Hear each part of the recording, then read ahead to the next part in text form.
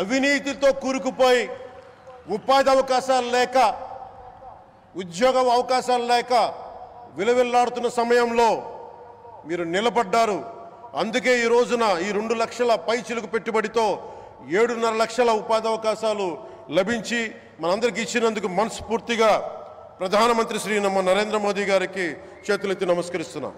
ఇవి కాకుండా కొత్త హైవేల నిర్మాణం, విస్తరణ, అలాగే అమరావతి రాజధానికి పెట్టుబడులు, పోలవరంకి నిధులు, 15th ఫైనాన్స్ కమిషన్ నిధులు కానీ, జల్ జీవన్ మిషన్ కోసం ప్రతి ఇంటికి నీరు, రక్షిత మంచినీరు రావాలి ఆయన ఆకాంక్ష, ఆయన ఆశయం, వీటన్నిటికీ చేయగలుగుతున్నాం. ముందు ప్రారంభించామంటే మీరు మా మీద పెట్టిన భరోసా, మా మీద పెట్టిన నమ్మకం, గౌరవ ప్రధానమంత్రి గారి మీద మీరు చూపించిన నమ్మకం. 5 ఏళ్ల అవినీతి అరాచక పాలనలో ఆంధ్రప్రదేశ్ అంధకారంలో కూరుకుపోయినప్పుడు ఆ రోజున మన ముందుకొచ్చి మేము ఎన్డీఏ కూటమితో మనం నిలబెడదాం, ఆంధ్రప్రదేశ్ ప్రజల ఆకాంక్షలు నిలబెడదాం, అభివృద్ధి పదంలో నడిపిద్దామని చెప్పి ఆ రోజు ఆశాజ్యోతిలో నిలబడ్డారు.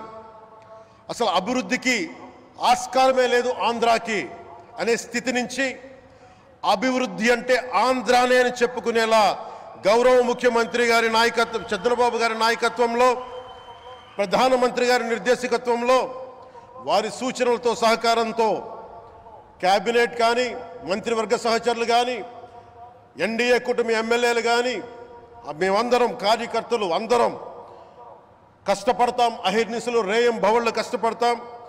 దేశ ప్రగతిలో భాగస్వామ్యులు అవుతాం. 2047కి భారతదేశాన్ని అభివృద్ధి చెందిన దేశంగా తయారు చేసే లక్ష్యంతో పనిచేస్తున్నారు మన నమో.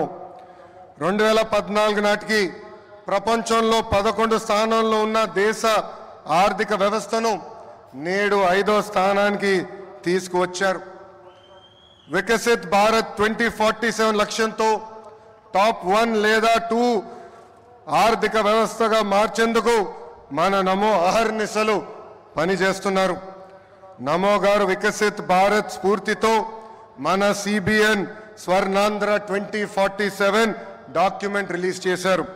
దిమాక్ ఉన్నవారు దునియా మొత్తం చూస్తారు. సిబిఎన్ విజన్ 2020 అంటే కొంతమంది ఎగతాళి చేశారు, వెటకారంగా మాట్లాడారు. కానీ ఇప్పుడు హైదరాబాద్కి వెళ్ళి చూస్తే ఆయన విజన్ 2020లో చెప్పిన ప్రతి మాట నిజమైంది. గత ప్రభుత్వం అసమర్థ పాలన వల్ల ఆంధ్ర రాష్ట్రం వెంటిలేటర్ పైకి వెళ్ళిపోయింది. ప్రతి నెల 4,000 కోట్ల రూపాయలతో డెఫిసిట్తో ఆంధ్ర రాష్ట్ర ప్రభుత్వం నడుస్తుంది. వెంటిలేటర్ పైన ఉన్న రాష్ట్రానికి ఆక్సిజన్ అందించారు మన నమో. ఇచ్చిన ప్రతి హామీ నిలబెట్టుకునే దానికి మన సిబిఎన్ అహర్నిశలు కష్టపడుతున్నారు. 1000 రూపాయల పెన్షన్ పెంచేదానికి గత ప్రభుత్వానికి 5 ఏళ్ళు పట్టింది. కానీ మన సిబిఎన్ ఒకే ఒక సంతకంతో పెన్షన్ 1000 రూపాయలు పెంచారు. మూసేసిన అన్న క్యాంటీన్లు తిరిగి ప్రారంభించారు. దీపం పథకం ద్వారా ప్రతి గడపకి ఉచితంగా గ్యాస్ సిలిండర్లు అందజేస్తున్నారు. త్వరలో కూడా mega DSC, that is CBN.